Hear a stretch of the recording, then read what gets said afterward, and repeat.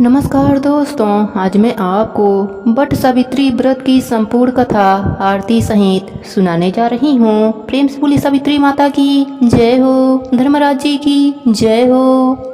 Mother देश के अश्वपति नाम का एक बड़ा ही धार्मिक राजा था, जिसके पुत्री का नाम सावित्री था। सावित्री जब विवाह योग्य हुई तब महाराज विवाह के लिए बहुत चिंतित थे। एक दिन उन्होंने सावित्री को बुलाकर कहा, पुत्री, तुम अत्यंत विदुषी हो, अतः अपने अनुरूप पति की खोज तुम स्वयं ही कर लो। पिता की आज्ञा पाकर सावित्री वृद्ध एवं अत्यंत विद्यमान सैनिकों को साथ लेकर पति के खोज हेतु देश विदेश की यात्रा पर निकल पड़ी। जब वह अपना पर्यटन कर वापस अपने घर लौटी तो उस समय सावित्री के पिता नारद मुनि के साथ भागवत चर्चा कर रहे थे। सावित्री ने दोनों को प्रणाम किया और कहा, हे पिताजी, आपकी आज्ञा अनुसार मैं अपने पति का चुनाव करने के लिए अनेक देश का पर्यटन कर वापस लौटी हूँ। साल्व देश में दुष्यंत नाम के एक विख्यात और धर्मात्मा राजा थे, किंतु बाद में तयवश वह अंधे हो गए। जब वह अंधे हो गए उस समय उनके पुत्र की बाल्य अवस्था थी। राजा के अंधेपन और बालक के बाल्य अवस्था का लाभ उठाकर उनके पड़ोसी राजा ने उनका राज्य छीन लिया। तब वह अपने पत्नी और पुत्र सत्यवान के साथ वन में चले गए और कठोर व्रत का पालन करने लगे। उनके पुत्र सत्यवान अब युवा हो गए हैं, वह सर्वथा मेरे योग्य हैं, इसलिए उन्हीं को मैंने पति रूप में चुना है। सावित्री की बातें सुनकर देवर्षि नारद जी बोले, हे राजन, पति के रूप में सत्यवान का चुनाव करके सावित्री ने बड़ी भूल की है। नारद जी के वचनों को सुनकर राजा चिंतित हो गए और बोले, हे ऋषिराज, सत्यवान में ऐसा कौन सा गुण है जो आप ऐसा कह रहे हैं। इस बात पर नारद जी ने कहा, हे राजन, सत्यवान तो वास्तव में सत्य का ही रूप है और समस्त गुणों का स्वामी है, किंतु वह अल्पायु है। उसकी आयु केवल 1 वर्ष शेष रह गई है, उसके बाद वह मृत्यु को प्राप्त हो जाएगा। देवर्षि की बातें सुनकर राजा ने सावित्री से कहा, हे पुत्री, तुम नारद जी के वचनों को सत्य मानकर तुम किसी दूसरे उत्तम गुण वाले पुरुष को अपने पति के रूप में चुन लो। इस पर सावित्री बोली, हे पिताजी, भारतीय नारी अपने जीवन काल में केवल एक बार ही पति का वर्णन करती है। अब चाहे जो भी हो, मैं किसी दूसरे को पति के रूप में स्वीकार नहीं कर सकती हूँ। राजा को अपने पुत्री की बात सुनकर विवश होना पड़ा और सावित्री के द्वारा चुने गए वर से धूमधाम और पूरे विधि विधान से विवाह करा दिया। विवाह के पश्चात सावित्री अपने राशि वस्त्र आभूषण को त्याग कर सादा वस्त्र धारण कर अपने पति एवं सास ससुर के साथ वन में रहने लगी। पति और सास ससुर की सेवा ही उसका धर्म बन गया। किंतु ज्यों-ज्यों समय बीतता जाता था, सावित्री के मन का भय बढ़ता जाता था। अंततः वह दिन भी आ गया जिस दिन सत्यवान की मृत्यु निश्चित थी। उस दिन सावित्री ने निश्चय किया कि वह आज अपने पति को एक पल के लिए भी अकेला नहीं छोड़ेगी। जब सत्यवान लकड़ी काटने हेतु कंधे पर कुल्हाड़ी रख बन जाने लगा तो सावित्री भी उसके पीछे पीछे जाने के लिए तैयार हो गई। सत्यवान ने उसे बहुत समझाया कि वन का मार्ग अत्यंत दुर्गम है और वहां जाने में तुम्हें बहुत कष्ट होगा, किंतु सावित्री अपने बात पर अटल रही। अपने सास ससुर की आज्ञा लेकर सत्यवान के साथ घने वन में चली गई। लकड़ी काटने के लिए सत्यवान एक वृक्ष पर चढ़ गए, किंतु थोड़ी ही देर बाद वह अस्त-व्यस्त होकर पेड़ से उतर आए। उनकी अस्वस्थता और पीड़ा को ध्यान में रखकर सावित्री ने उन्हें वहीं वृक्ष के नीचे उनका सिर अपने जंघा पर रखकर लिटा लिया। लेटने के बाद सत्यवान अचेत हो गए। सावित्री समझ गई कि अब सत्यवान की अंतिम समय आ गया है, इसलिए वह चुपचाप आंसू बहाते हुए ईश्वर से प्रार्थना करने लगी। अकस्मात सावित्री ने देखा एक हिष्ट पुष्ट देव उनके सामने आकर खड़े हैं। सावित्री ने उनसे पूछा, हे देव, आप कौन हैं? उन्होंने उत्तर दिया, सावित्री, मैं धर्मराज हूँ और तुम्हारे पति को लेने आया हूँ। सावित्री बोली, हे प्रभु, सांसारिक प्राणियों को लेने के लिए आपके दूत आते हैं, किंतु क्या कारण है कि आज आपको स्वयं आना पड़ा? धर्मराज जी ने उत्तर दिया, हे देवी, सत्यवान धर्म आत्मा तथा गुणों के समुद्र हैं। मेरे दूत उन्हें ले जाने के योग्य नहीं हैं, इसलिए मुझे स्वयं आना पड़ा। इतना कहकर धर्मराज जी सत्यवान के आत्मा को लेकर चल पड़ते हैं। सावित्री अपने पति को ले जाते हुए देखकर स्वयं धर्मराज जी के पीछे पीछे चल पड़ी। कुछ देर जाने पर जब धर्मराज जी ने सावित्री को अपने पीछे आते देखा तो कहा, हे सावित्री, तुम मेरे पीछे मत आओ, क्योंकि तेरे पति की आयु पूर्ण हो चुकी है और अब वह तुम्हें नहीं मिल सकता। अच्छा होगा कि तुम लौट जाओ और अपने पति के अंतिम संस्कार की तैयारी करो, क्योंकि अब इस स्थान से आगे तुम नहीं जा सकती। सावित्री बोली, हे प्रभु, भारतीय नारी होने के नाते पति का अनुगमन ही मेरा धर्म है और मैं इस स्थान से आगे तो क्या, आपके पीछे पीछे आपके लोक तक जा सकती हूँ, क्योंकि मेरे पतिव्रत धर्म से मेरी गति कहीं भी रुकने वाली नहीं है। धर्मराज जी बोले, सावित्री, मैं तेरे पतिव्रत धर्म से अत्यंत प्रसन्न हूँ, इसलिए तुम सत्यवान के जीवन को छोड़कर चाहे कुछ भी वरदान मांग लो। तब सावित्री ने वर में अपने ससुर की आंखें मांग ली। धर्मराज जी ने कहा, तथास्तु, लेकिन वह फिर भी उनके पीछे पीछे चलने लगी। तब धर्मराज जी ने उसे फिर समझाया और फिर एक वर मांगने को कहा। उसने दूसरा वर मांगा कि मेरे ससुर को उनका राज्य वापस मिल जाए। धर्मराज जी ने वह भी दे दिया। उसके बाद भी वह उनके पीछे पीछे चलती रही। धर्मराज जी ने फिर तीसरा वर मांगने के लिए कहा। सावित्री वर मांगा कि मुझे पुत्र की प्राप्ति हो। धर्मराज जी ने आवेश में आकर तथास्तु कह दिया। सावित्री धर्मराज जी के पीछे ही चलती रही। उसे अपने पीछे आता देख धर्मराज जी ने कहा, सावित्री, तुम मेरा कहना मानकर वापस चली जाओ। सत्यवान के मृत्यु शरीर का अंतिम संस्कार की व्यवस्था करो। इस पर सावित्री बोली, हे प्रभु, आपने अभी मुझे पुत्र प्राप्ति का वरदान दिया है। यदि मेरे पति का अंतिम संस्कार हो गया तो मेरे पुत्र कैसे होंगे? सावित्री के वचनों को सुनकर धर्मराज जी आश्चर्य में पड़ गए और अंत में उन्होंने कहा, सावित्री, तुम अत्यंत विदुषी और चतुर हो। तुम अपने वचनों से मुझे चक्कर में डाल दिया। तू पतिव्रता है, इसलिए जा, मैं सत्यवान को जीवन दान देता हूँ। इतना कहकर धर्मराज जी वहाँ से अंतर ध्यान हो गए और सावित्री वापस सत्यवान के शरीर के पास लौट आई, जहाँ सत्यवान का मृत शरीर रखा था। सावित्री ने बट ब्रिज की परिक्रमा की तो सत्यवान जीवित हो उठा। प्रश्नचित सावित्री अपने सास ससुर के पास पहुंची तो उन्हें नेत्र ज्योति प्राप्त हो गई। इसके बाद उनका खोया हुआ राज्य भी उन्हें मिल गया। आगे चलकर सावित्री 100 पुत्रों की माता बनी। इस प्रकार चारों दिशाएं सावित्री के पतिव्रत धर्म के पालन की कीर्ति से गूंज उठी। सावित्री और धर्मराज जी की इस कथा को कहने और सुनने से अमर सुहाग का वरदान प्राप्त होता है। प्रेम से बोली सावित्री माता की जय हो, धर्मराज जी की जय हो। अब सुनते हैं ज्येष्ठ अमावस्या व्रत की कथा। प्रेम से बोली अमावस माता की जय हो। एक गांव में एक ब्राह्मण और एक ब्राह्मणी रहते थे। वह दोनों भगवान के भक्त थे। घर में सब कुछ था, पर उनके कोई भी संतान न होने से वह अति दुखी रहते थे। एक दिन अपनी स्त्री से ब्राह्मण ने कहा कि मैं वन में तपस्या करने जा रहा हूँ, और वह भगवान पर भरोसा करके वन में चला गया। जंगल में जाकर तप करने लगा। बहुत वर्ष बीत गए। उसको वैराग्य हुआ। वह सोचने लगा कि मैं अब अपना जीवन समाप्त कर दूंगा। इस प्रकार सोचकर वह पेड़ की डाली पर फांसी का फंदा लगाकर मरने को तैयार हुआ। तभी अमावस्या माता प्रकट होकर बोली, देख ब्राह्मण, तेरे भाग्य में 7 जन्म तक कोई संतान न लिखी थी, किंतु मैं तुझे 2 कन्याओं का वरदान देती हूँ। एक का नाम अमावस्या तथा दूसरे का नाम पूनम रख देना। तेरी स्त्री को कहना कि अमावस्या का व्रत करे। अमावस्या के दिन 1 कटोरी चावल भरकर उस पर दक्षिणा रखकर किसी मंदिर में रखे। ऐसा 1 साल तक करते रहना। 1 कटोरी चावल सहित दान करते रहना। इतना कहकर अमावस्या माता अंतर ध्यान हो गयी। ब्राह्मण घर आया और अपने पत्नी को सारी बात बताई। अमावस्या आने पर ब्राह्मणी ने व्रत रखा। कुछ दिन बाद उसको 2 कन्या हुई। तब उसने एक का नाम अमावस्या और दूसरे का नाम पूनम रख दिया। धीरे धीरे कन्याएं बड़ी होने लगीं। ब्राह्मण दोनों कन्याओं का योग्य वर देखकर विवाह कर दिया।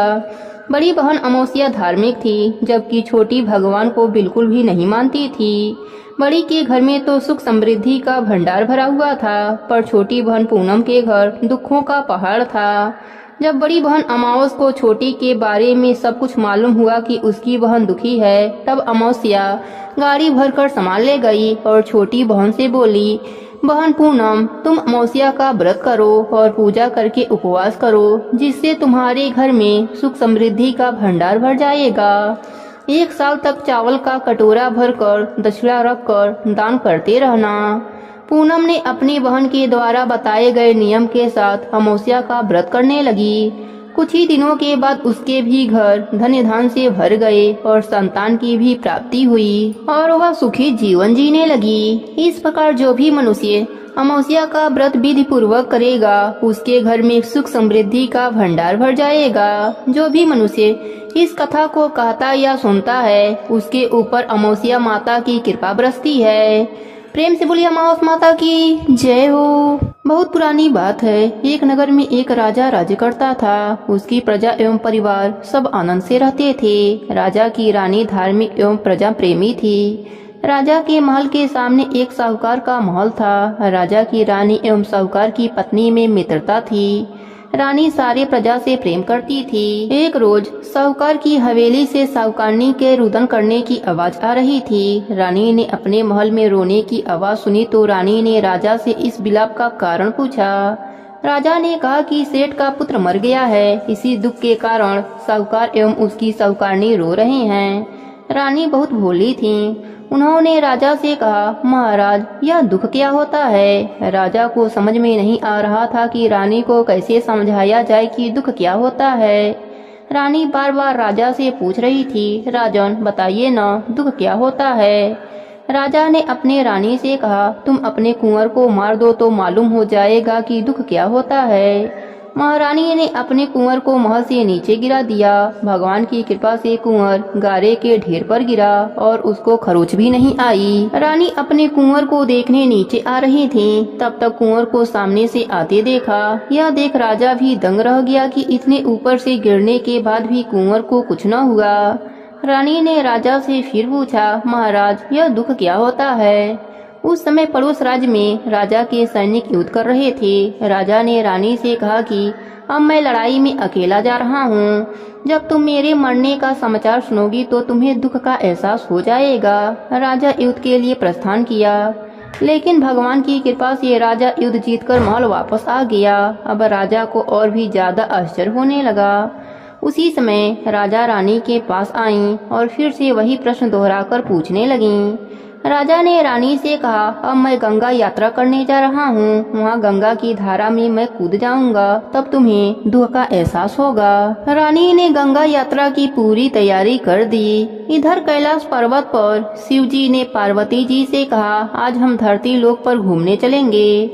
शिव जी ने बकरे का रूप धरा और पार्वती माता बकरी का रूप धारण करके एक बावड़ी के पास घास चरने लगे। तब तक राजा रानी की सवारी आ गई। रानी ने सुंदर छाया और बावड़ी देखा तो रुकने के लिए कहा। राजा भी मान गए। राजा रानी ने वहां जलपान किया। राजा पानी पीने के लिए बावड़ी के बाहर चले गए। बकरे और बकरी की रूप धरे पार्वती जी ने शिव जी से पूछा कि स्वामी इस रानी को दुख क्यों नहीं मिलता। रानी ने बकरे बकरी की मनुष्य के रूप में बोलते देखा तो वह ध्यान लगाकर सुनने लगी। पार्वती जी के पूछने पर शिव जी ने बताया कि इसने अमावस्या का व्रत किया था, उसी के पुण्य से यह इस जन्म में रानी बनी है और दुख का सामना नहीं करना पड़ रहा है और सुखों की आनंद ले रही है। यह राजा गंगा में भी नहीं मरेगा। रानी ने सारी बातें सुन ली। राजा जब पानी लेकर आए तो रानी ने राजा को सारी घटना सुनाई। राजा सारी बात जानने के बाद अपने राज्य लौट आया। राजा अपने पूरे राज्य में यह घोषणा करवा दिया कि अमावस्या का व्रत सब करना। इस प्रकार राजा के राज्य में अमावस्या की पूजा करने से सुख शांति और धन दौलत बढ़ने लगा। प्रेम से बोलिए भोलेनाथ की जय हो, पार्वती माता की जय हो, अमावस्या माता की जय हो। अब सुनते हैं व्रत को पूर्ण करने वाले गणेश भगवान की कथा। प्रेम से बोले गणेश भगवान की जय हो। बहुत समय पहले की बात है। ये गांव में एक भाई बहन रहते थे। भाई बहुत गरीब था पर उसकी बहन पैसे वाली थी। जब बहन के ननद का विवाह था तब बहन ने न अपने भाई को विवाह में आने का निमंत्रण दिया और न ही कोई चिट्ठी भेजी। भाई को बाहर वालों से पता चला कि उसके बहन के ननद का विवाह है। भाई ने गांव वालों को बताया। तब गांव वालों ने अपने घर से चुनरी, बिछिया और साड़ी जैसा जिनसे बन पड़ा कन्या के लिए दिया। भाई सारा सामान लेकर बहन के गांव पहुंचा। बहन के घर जाने पर बहन की देवरानी बोली, भाभी जी आपके भाई आए हैं। बहन ने पूछा कैसे आए हैं और क्या पहना है। देवरानी ने कहा, पैदल आए हैं, फटी पगड़ी फटी धोती पहने हैं। बहन बोली, मेरे ससुर हवेली के सामने दुकान में बैठे हैं, मुझे शर्म आती है। भाई को बोलो पीछे के दरवाजे से आए। भाई के आते ही बहन ने भाई को एक कमरे में बंद कर बाहर से ताला लगा दिया। एक तरफ लड़की का विवाह हो रहा था, गाजे बाजे बज रहे थे, अतिथियों को भोजन कराया जा रहा था, और दूसरी तरफ भाई को कोई भी पानी तक पूछने वाला न था। भांजे की बहू को दया आई और उसने दरवाजा खोल दिया। दरवाजा खोलते ही भाई वहां से भागा। 2 दिनों से भूख प्यास के कारण उसे चक्कर आने लगे। रास्ते में गणेश जी का मंदिर था, वहां जाकर गिर गया। रोते रोते गणेश जी को अपनी व्यथा सुनाई और बोला, आज मेरी गरीबी के कारण से मेरी सगी बहन ने मुझे धिक्कार दिया। घर जाने पर मेरी पत्नी जब पूछेगी कि विवाह से क्या मिठाई लेकर आए हो तो मैं क्या जवाब दूंगा। गणेश जी को उस पर दया आ गई और वह बोले, मेरे बगीचे से ककड़ी और तरबूज तोड़कर ले जा। भाई ने ककड़ी तोड़कर झोला भर लिया और अपने घर गया। घर जाते ही बच्चों ने पूछा, पिताजी बुआ के यहाँ से हम लोगों के लिए क्या लाए हैं। झोला खोलते ही छोटे तरबूज सोने के गेद में बदल गए, बाकी तरबूज काटे तो उनमें से हीरे मोती निकले। पत्नी बोली, आप बहन के घर से इतना कुछ क्यों लाए? आपकी बहन ने हम लोगों को बहुत ज्यादा दे दिया है। भाई ने कुछ जवाब नहीं दिया। गणेश भगवान की कृपा से उनके दिन बदल गए। भाई का काम धंधा जोरों से चलने लगा। धीरे धीरे गहने बने, रहने के लिए मकान बन गया। पत्नी बोली, ननद जी को बुलाकर लाओ। भाई नए कपड़े नए जूते पहनकर रथ में बैठकर बहन को लेने गया। देवरानी बोली, भाभी जी आपके भाई आए हैं। बहन ने पूछा, कैसे आए हैं और क्या पहना है। देवरानी बोली, रथ में बैठकर खूब ठाट बाट से आए हैं। बहन बोली, मेरे भाई को बोलो कि हवेली के सामने से आए, मेरे ससुर देवर जेठ देखेंगे। भाई का बहन ने खूब स्वागत किया। भाई बोला, मैं तुम्हें लेने आया हूँ। बहन बोली, मुझे भी बहुत दिन हो गए हैं, चलो मैं चलती हूँ। भाई बहन को लेकर अपने घर आया। भाई और उसकी पत्नी ने बहन का खूब आदर सत्कार किया। जो चीजें मांगी सब बनवा कर दिया। बहन बोली, भाई मुझे जूती चाहिए। भाई ने मोची को बुलाया और कहा, मेरी बहन के लिए ऐसी जूती बनाओ जो मुँह से बोले। भाई ने बहन को बहुत सारा धन देकर विदा किया, पर अभी तक वह जूती नहीं आई थी। बहन रवाना होने लगी, तब मोची जूतियाँ लेकर आया।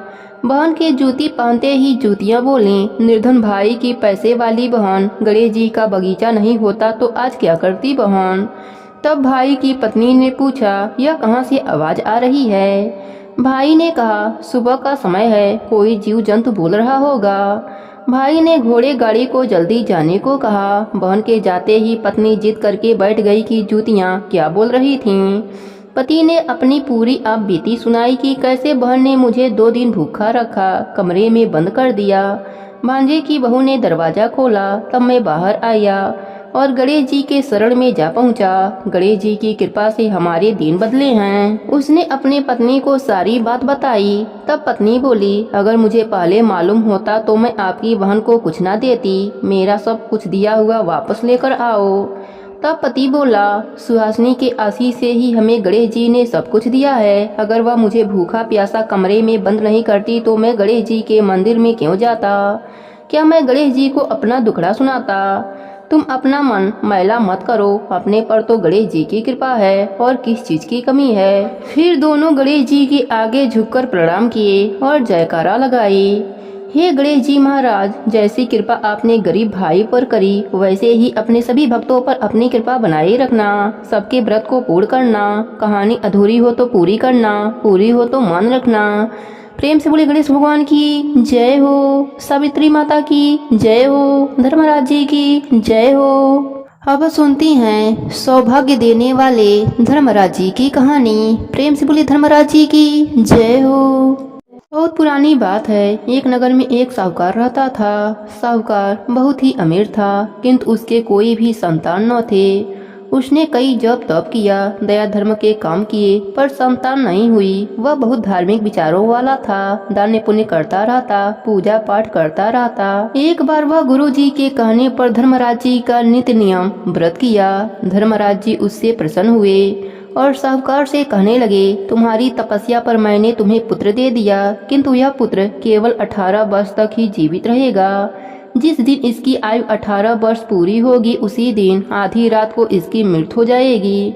साहूकार घबराकर बोला, हे प्रभु, यह क्या वरदान दे रहे हैं, ऐसा अनर्थ ना करें। धर्मराज जी बोले, मुझे जो कहना था वह कह दिया, मेरा कहा हुआ टाला नहीं जा सकता। इतना कहकर धर्मराज जी अंतर ध्यान हो गए।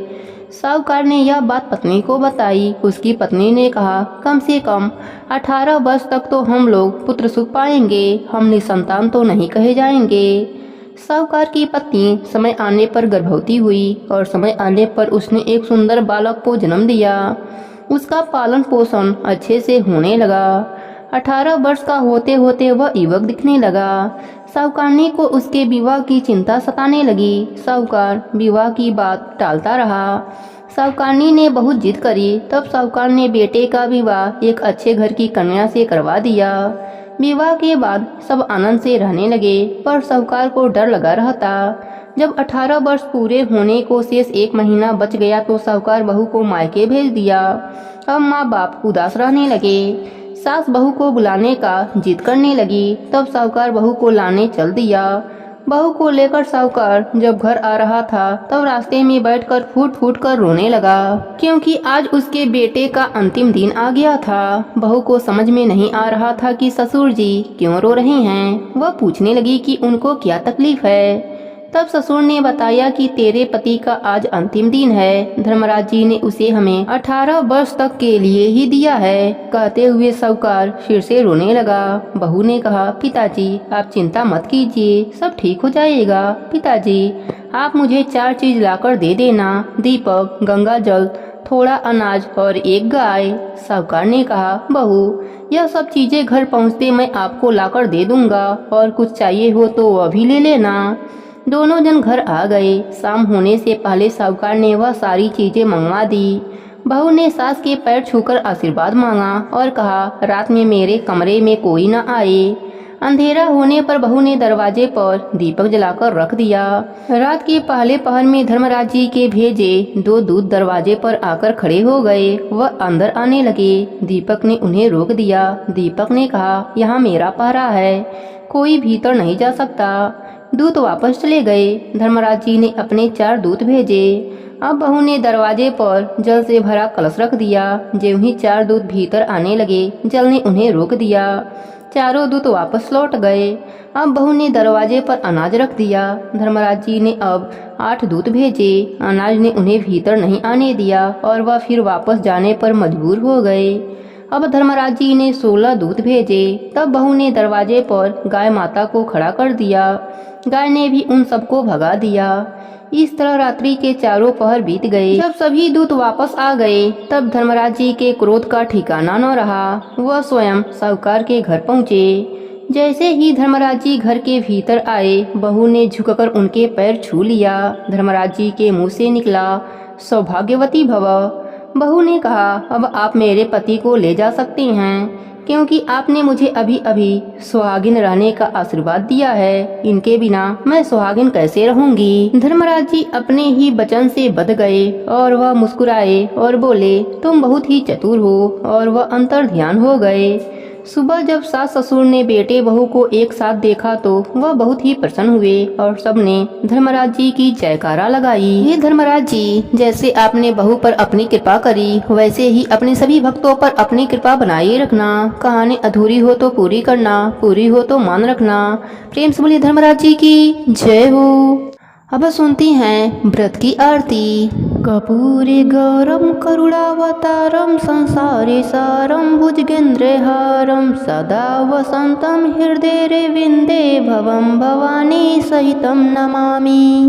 तमेव माता च पिता तमेव बन्धुश्च सखा तमेव विद्या द्रविणं तमेव सर्व मम देव देवम। प्रेम से बोलिए सावित्री माता की जय हो, धर्मराज जी की जय हो, बटवृक्ष की जय हो। आरती सावित्री माता की, धर्मराज जी और बटवृक्ष की। आरती सावित्री माता की, धर्मराज जी और बटवृक्ष की। ज्येष्ठ महीना की अमावस्या तिथि आई, लुगाइयाँ तैयारी तो की। धर्मराज जी सावित्री डे आया, डम डम डोले नगाड़ा बाजे। आंगन में खुशियाँ आई है कि माँ सावित्री पधारी हैं। आरती सावित्री माता की, धर्मराज जी और बटवृक्ष की। आरती सावित्री माता की, धर्मराज जी और बटवृक्ष की। कनक में टीका तो शोभे, नाक में नथनी तो मोहे। हाथ में चूड़िया तो खनके, गले में माला मोतियन की। पाँव में पायल तो छमके, महीना सावित्री पूजा की। आरती सावित्री माता की, धर्मराज जी और बटवृक्ष की। आरती सावित्री माता की, धर्मराज जी और बटवृक्ष की। वे तो जगत की हैं रानी, माँ की महिमा सब जानी। वे तो जगत की हैं रानी, माँ की महिमा सब जानी। पूजे हम सब नारी, बटवृक्ष की परिक्रमा हम सब लगावें। बांध के लाल धागा दिए हम सब जलाएं। थारे मन से ध्यान लगा मेरी, कामना पूरी कर देना जी। आरती सावित्री माता की, धर्मराज जी और बटवृक्ष की। आरती सावित्री माता की, धर्मराज जी और बटवृक्ष की। सज धज के सब आए, बटवृक्ष की परिक्रमा लगावें। सुपारी पान भी चढ़ाया, अमर सुहाग तो राखो जी, कि विनती मेरी सुन लो जी।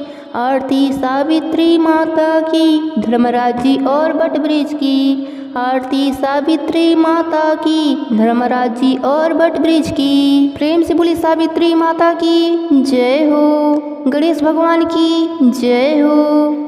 जय गणेश जय गणेश जय गणेश देवा। माता जाकी पार्वती पिता महादेव। माता जाकी पार्वती पिता महादेव। लड्डुअन के भोग लागे संत करे सेवा। जय गणेश जय गणेश जय गणेश देवा। माता जाकी पार्वती पिता महादेव। माता जाकी पार्वती पिता महादेव। एक दंत दयावंते चार भुजाधारी। मस्तक सिंदूर सोहे मूसी की सवारी। जय गणेश जय गणेश जय गणेश देवा। माता जाकी पार्वती पिता महादेव। माता जाकी पार्वती पिता महादेव। अंधन को आँख देते कोढ़िन को काया। बाझन को पुत्र देते निर्धन को माया। जय गणेश जय गणेश जय गणेश देवा। माता जाकी पार्वती पिता महादेव। माता जाकी पार्वती पिता महादेव। पान चढ़े फूल चढ़े और चढ़े मेवा। सूर्यदास शरण आए सफल की जय सेवा। जय गणेश जय गणेश जय गणेश देवा। माता जाकी पार्वती पिता महादेव। माता जाकी पार्वती पिता महादेव। दीनन की लाज रखो शंभु सुतेवारी। कामना को पूरा करो जगे बलिहारी।